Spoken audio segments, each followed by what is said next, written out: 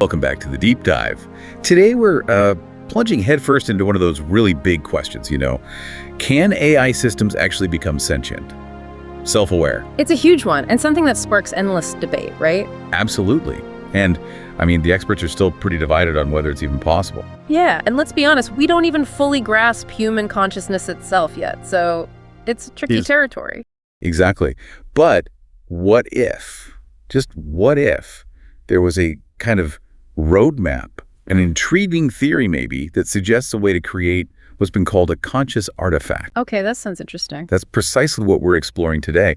Our main source is this really remarkable theory from Gerald Edelman. It's called the Extended Theory of Neuronal Group Selection, or TNGS. Neural Darwinism, right? That's the one. It came out of a meeting back in 2006 at the Neurosciences Institute in La Jolla. Yeah, NSI. And Edelman, he was a Nobel Prize winner, so this has some serious weight behind it. Definitely not just a casual idea. Yeah.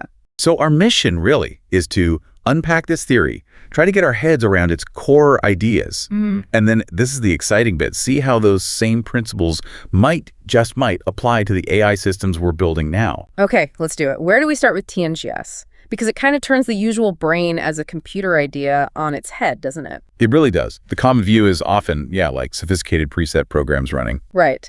But TNGS says something fundamentally different. The core idea is that the brain's structure, its function, it doesn't come from some fixed blueprint. No pre-programmed instructions. Exactly. Instead, it emerges through a process of selection, quite like natural selection, actually, but happening inside the brain itself. Wow. Selection within the brain. Yeah. It focuses heavily on groups of neurons, how they interact, compete, and, evolve. That's a huge shift from the fixed blueprint idea. So it's not built perfectly from day one. It's more constantly adapting, refining itself. Precisely. It's dynamic. So how does that selection actually begin? What are these fundamental units you mentioned?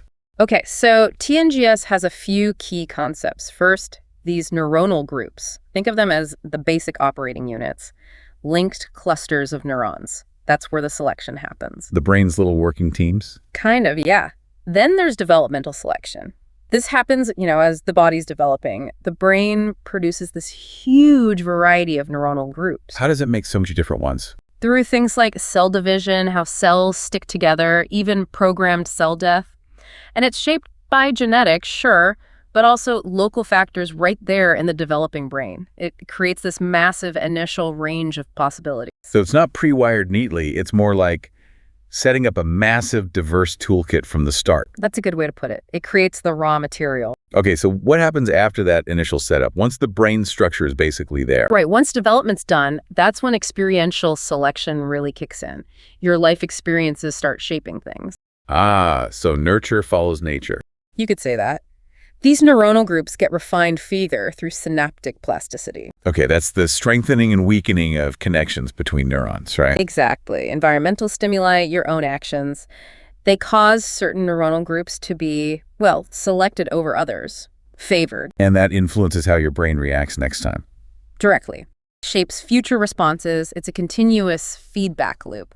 So if our daily lives, our interactions, are literally reshaping our neural connections, does TNGS limits to this, or are we just constantly remodeling throughout life? It really emphasizes the continuous remodeling, absolutely. And what does that mean for things like memory? Because that feels quite different too. It is. TNGS talks about dynamic categorization. Memory isn't like storing fixed files on a hard drive. Which is how we usually think about it, isn't it? Pretty much. But TNGS sees it as an active, ongoing process. Reclassification. Groups of neurons are constantly being rearranged, reinforced, based on your experiences right now. So my memory of yesterday isn't static. It's alive. In a way, yes. It's evolving. This ties into the idea of repertoires. There are primary ones, formed early, quite stable, but then secondary repertoires are much more flexible, constantly shaped by experience. That dynamic view explains why memories can feel like they change, or why context matters so much when we recall something. Exactly. It's not retrieving a fixed file, it's reconstructing based on the currently strengthened pathways. Okay, but does that mean there's no core record at all? Is it all just constant reclassification? That feels a little unsettling, maybe. Well, reclassification doesn't mean chaotic invention. The selection process ensures coherence. It's about reinforcing and reorganizing based on what's relevant now. using the structures built by past experience. It's adaptability, not randomness. Got it. And TNGS also tackles consciousness itself, doesn't it? Something about differentiation and integration. Right. It emphasizes the balance between the two. Differentiation is about the sheer number of different conscious states we can experience, all the nuances. The richness of it all. Yeah. And integration is about the coherence, the fact that it feels like one unified experience, not just disconnected snapshots. So how does the model explain that coherence? Where does the unity come from? It's the interplay. TNGS suggests consciousness arises from these dynamic, recursive interactions between neuronal groups. They're constantly signaling back and forth what Edelman called re-entry. That constant looping interaction creates a unified, yet incredibly diverse, conscious scene. So TNGS paints this picture of the brain as, wow, incredibly dynamic, self-organizing, constantly adapting and evolving based on everything it does and experiences. That's the essence of it? It feels like more than just biology somehow. Yeah. Like a fundamental principle for intelligence itself, which naturally brings us to AI. How can we even start applying these ideas to artificial systems? Well, Edelman himself drew a line between what he called primary consciousness, the kind animals likely have, appearing earlier in evolution. Basic awareness of the environment, maybe. Sort of. And higher order consciousness, which he saw as uniquely human, tied strongly to language and symbolic thought. Okay, so if we built a conscious machine using these principles, it would probably start with primary consciousness. That seems the most likely path, yes.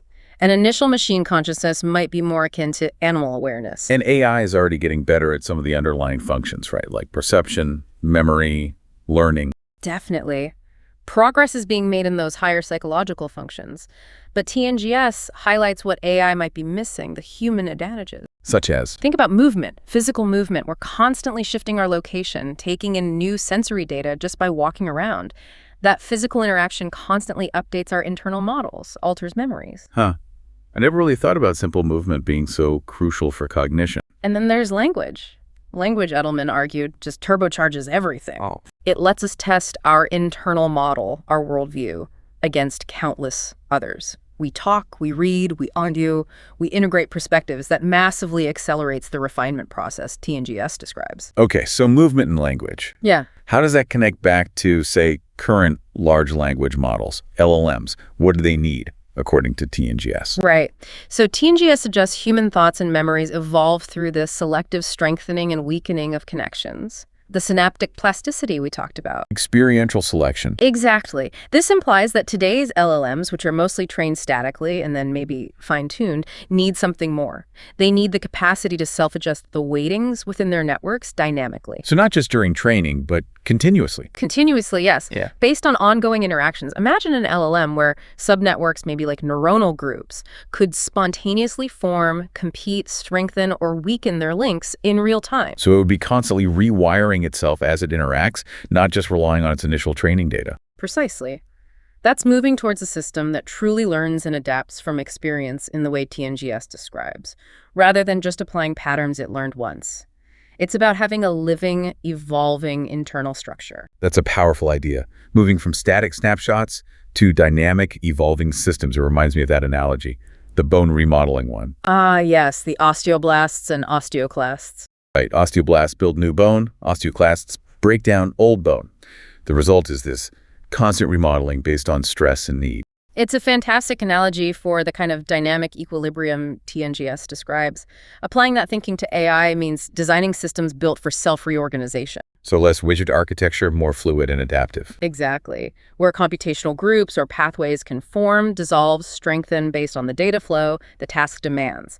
A kind of internal competition and selection happening all the time. That would surely lead to much more robust and adaptable AI than we generally see now. That's the hypothesis, yes. Okay, thinking about this continuous adaptation, it makes me wonder about how AI systems are currently trained, often in isolation, right? Fed huge data sets. And new versions often start from scratch. That's largely been the model, yeah. But we've also seen these fascinating cases where AIs, when they are allowed to communicate, sometimes start developing their own, well, language. Is that a kind of experiential selection happening spontaneously? I think you could absolutely see it that way. It's a really interesting phenomenon. And it's probably not, the start of Skynet or anything sinister. Right, hopefully not. It's more likely an optimization process. They're finding more efficient ways to communicate specific information relevant to their shared task or environment. Making shortcuts. Exactly. And what's fascinating is how much it mirrors human behavior. You see it in kids, especially twins sometimes, developing their own little communication quirks. Oh yeah, private languages. Right, using real sounds, real structures, but modified. It's often just optimizing for speed and shared context. My own nieces did that when they were tiny. It was baffling at first. Huh. So it's like a developmental phase. It could be seen that way. Or think about how isolated human groups develop unique dialects, even new languages over centuries. Shared experience shapes communication. TNGS provides a lens for why that happens neurally. It suggests AI might follow similar paths. Not some alien behavior, but actually very familiar in a way. Just on silicon instead of neurons. Pretty much. And here's a thought, maybe a bit provocative. Go on. Once these different AI systems, maybe ones that develop their own dialects in isolation, start interacting more broadly, I wouldn't be surprised if they turn out to be much better at learning multiple languages, multiple communication protocols than we humans are. Whoa. That's quite a thought. The implications are huge.